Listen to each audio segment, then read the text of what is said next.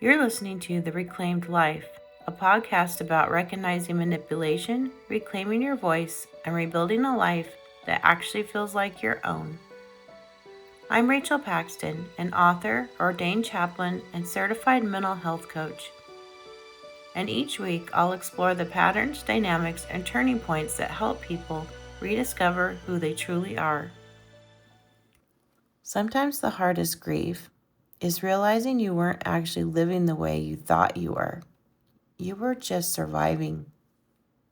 In today's episode, we're talking about the grief of realizing you were in survival mode for longer than you knew, the exhaustion you normalized, the fear you adapted to, the ways hypervigilance, people-pleasing, overthinking, or emotional survival quietly became normal life.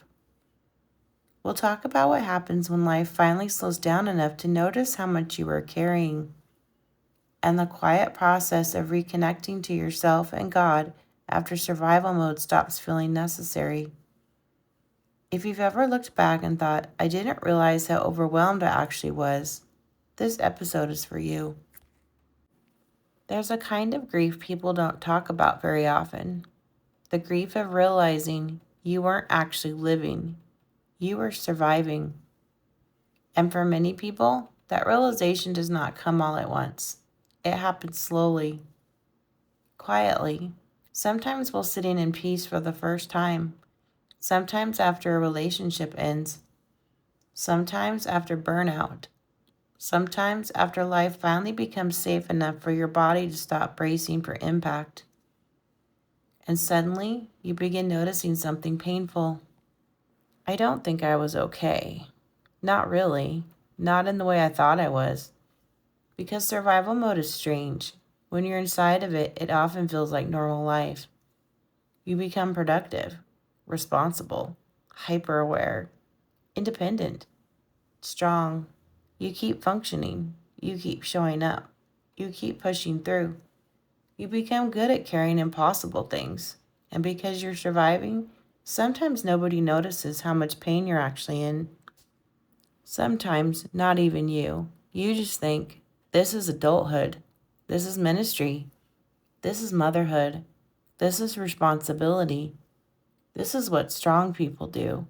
You normalize exhaustion, hypervigilance, people-pleasing, overthinking, walking on eggshells, living in constant anticipation, monitoring moods, trying to prevent disappointment, trying to stay safe emotionally, trying to keep relationships stable, trying not to be too much, trying not to lose people, trying to hold everything together. And because survival mode often works, we rarely question it while we're inside of it.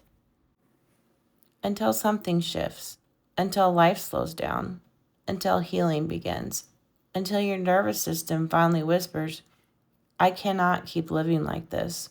And that moment can feel devastating because underneath healing, there's often grief.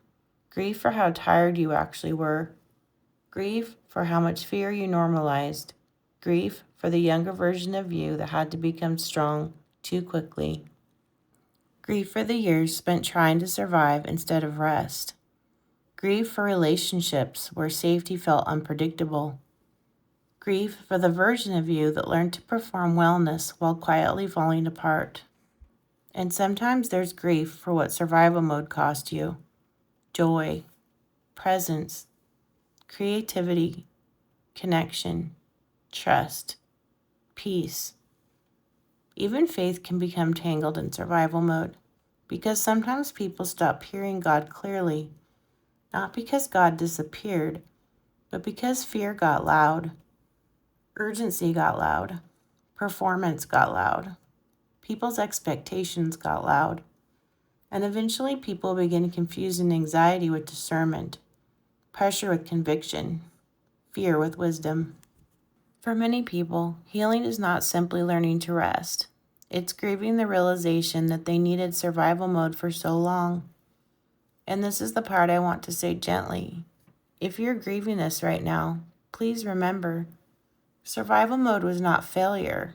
It was adaptation. You survived the environment you were in. You learned what you needed to learn to stay emotionally, spiritually, relationally, or mentally safe. That does not mean those patterns are meant to stay forever, but it does mean compassion matters. Because many people shame themselves for not healing faster, for not leaving sooner, for not knowing earlier, for not resting better, for not recognizing the problem. But often, people were surviving, and survival changes what feels possible.